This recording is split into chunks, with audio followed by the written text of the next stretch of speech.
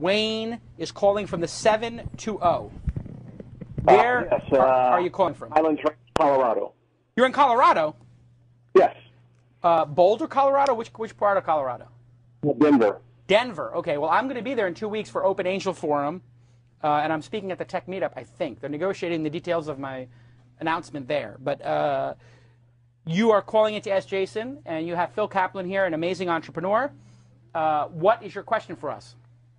Yeah, I mean, I'm an entrepreneur myself, been involved in a number of startups over the last decade and a half, and one of the things I've seen, Jason, of some of the recent startups that I've been taking a look at, because I'm involved in a new startup, that I remember when the days that we were getting angel funding in VC, they hammered us on the revenue model. What's your revenue model? What's your road to profitability?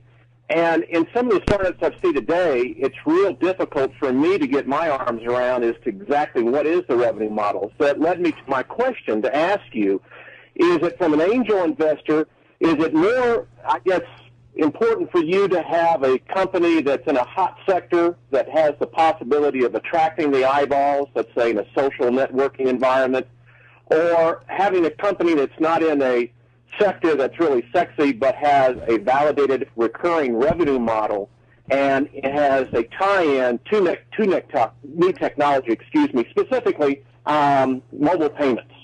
So Okay. That's my question. So this is an incredibly rambling but good question.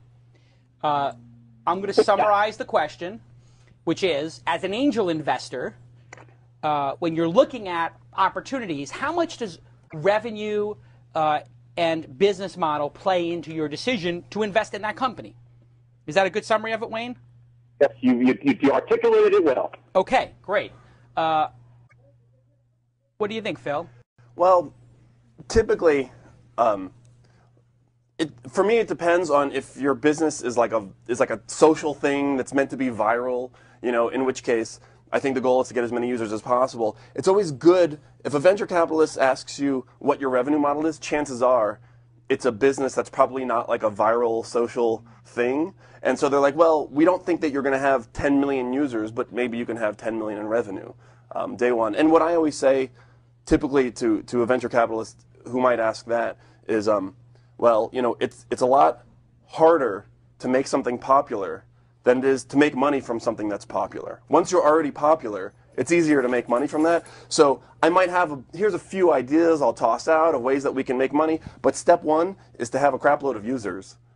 Step two is to implement one of these revenue models. Yeah, Phil is absolutely right. If you get to what they call scale, if you're able to build a great product, which then people embrace, making money becomes easy.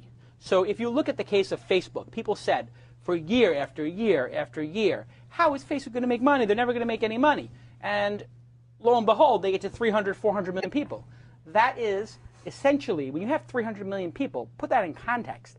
The Super Bowl stadium holds under 100,000.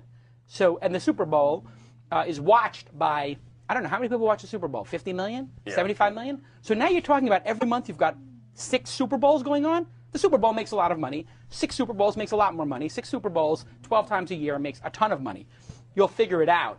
So, but pulling back a bit to look at it as an angel investor, which I've been doing more of, what I try to do is, I had a meeting yesterday with Tyler. It was a really interesting meeting. Mm-hmm. I can't say what that company is yet, but I think we're going to do that, right? Yeah. You would do it. I would. Yeah. So Tyler's helping me with these things, and you think it's the right thing to do. That one is such an underserved niche. Underserved. Way underserved. Yeah. And it's set to explode, and there's a million ways to take it, so. Yeah. So essentially, what I look at is the entrepreneur great? In Phil's case, actually I was lucky enough to be an angel investor in Blippi. So actually I can take you through the Blippi example. I know Phil. I told Phil, whatever your next project is, please let me know, because I know Phil's done 2 or 3 great things. I assume the 3rd or 4th is going to be even better. He's just getting warmed up. He's in his prime years. So that's called betting the horse, or the jockey, whatever. Then there's the market. Well, the market of commerce and social networks, we know that's growing. And this is a unique solution. So, of course, it's a no-brainer for me to invest in it. So I don't really think about the revenue. It's much easier to just think about, will this person make a great product that will scale and be embraced by users? And I think it's part of the, like AdBright, my last company, an ad network, Yeah. the pitch was, here's how we make money. We bring in a site, we bring in a salesperson, they sell $100,000 worth of ads, the advertiser makes $200,000, we get to keep half of that, whatever. That was the pitch. With Blippy, the pitch really was, here's how we get big fast. And then I think once we got big, we said, yeah, there's a few ideas we have for revenue, but the goal is to get big for this one. So it depends on the product. And so how do you, I'm going to ask a follow-up question on behalf of Wayne. How do you pick your angel investors? How do you pick your investors? Well, for us, we're very fortunate in that there was a lot of demand. And I think I've lost some friends because they weren't able to get into the deal. I think so. And we're very lucky. That in no way ensures success, but it definitely gave us a great launch. When we picked angel investors, we really looked at people who, first of all, had to really like the product.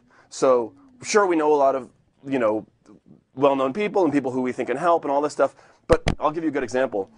So Charles River Ventures and Sequoia Capital are both investors in Blippy.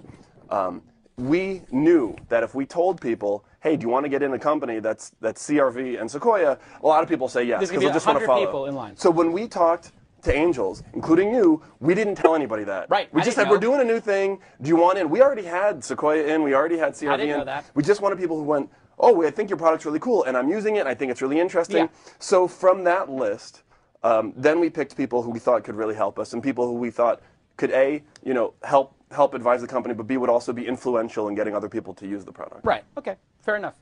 And who are the other angels in the product? The other angels are, well, it's you. Right. It's Evan Williams, the From Twitter. CEO of Twitter, and James Hong, the founder of Hot or Not, who's an old friend of mine and a product genius. Right. He's somebody I look up to. So how do we do, Wayne? Is that helpful?